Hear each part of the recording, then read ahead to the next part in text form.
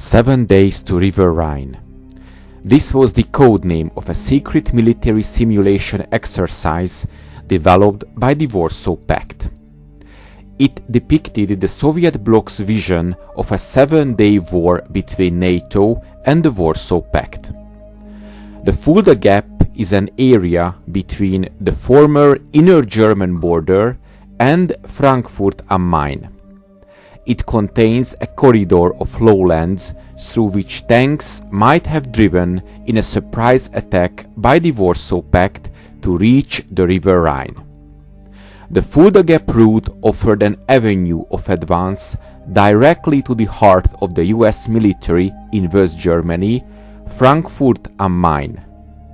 The city was not only West Germany's financial heart, but also home to a large airfield known as Rhine-Main Air Base and Frankfurt Airport, and was designated to receive US reinforcements in the event of a war. To reach this target in the south of Germany, the Soviet 8th Guards Army and the 1st Guards Tank Army, 3 tank divisions and 3 motorized rifle divisions would have acted on the front lines. The central group of forces located in Czechoslovakia would provide 2 tank and 3 motorized rifle divisions. The Czechoslovakian army could have added 3 tank and 5 motorized rifle divisions. As for the southern grouping consisting of 19 divisions, it was only about 200 kilometers from the Rhine in a straight line, but it would have to face serious military and geographical obstacles. This grouping would be opposed by 10 West German and American divisions, the equipment of which was the best in NATO, and such a combination of forces, if to use the expression popular in the Soviet army, was not in favor of the advancing forces. This area is a mixture of hills, mountains, and all of them connected, which are in the favor of the defending side. For an attacking force, an unattractive characteristic of the Fulda Gap is the patchy nature of deforestation in the area. There are numerous forested areas large enough to conceal defenders and which overlook rolling farmland, the sort of terrain ideal for the conduct of anti-armor ambushes. But the forested areas are not large enough to provide enduring concealment from the air for a large mechanized force on the move. In December of 1950, President Truman declared a national emergency due to the Korean War, and 4 divisions were dispatched to reinforce US forces in Europe. The 5th Corps was assigned to the northern area of the US occupation zone of Germany, which included the Fulda Gap. The US Army firmly expected that the first battle of the next war to be a major clash of armored forces in the Fulda Gap.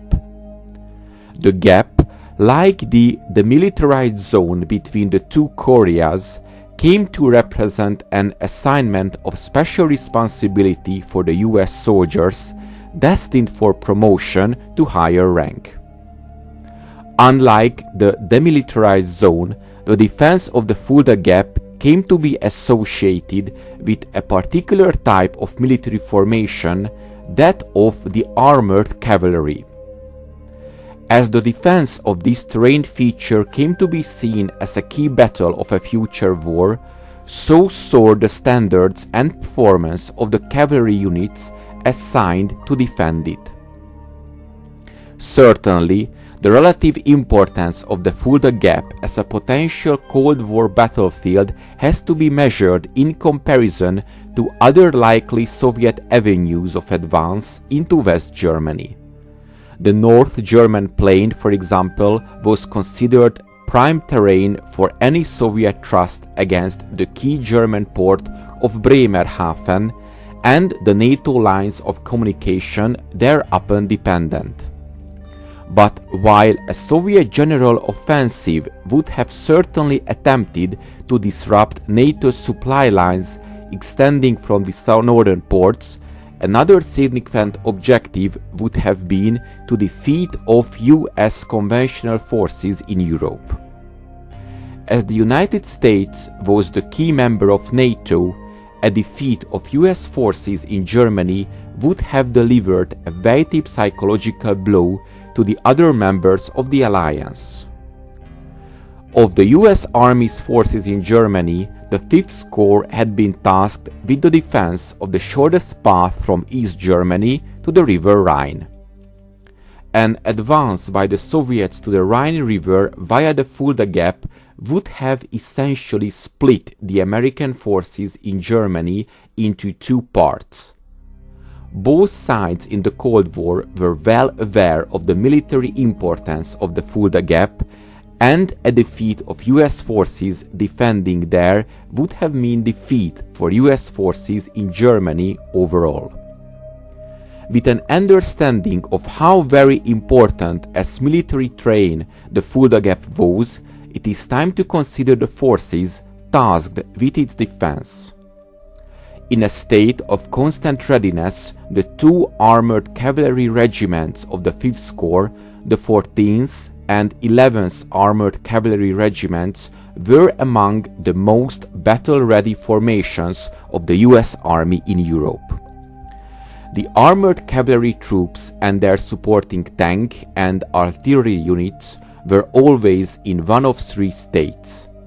They were on border surveillance duty, or on gunnery exercise at training ranges, or recovering unit readiness at their home barracks and ready to deploy on demand as required by alerts.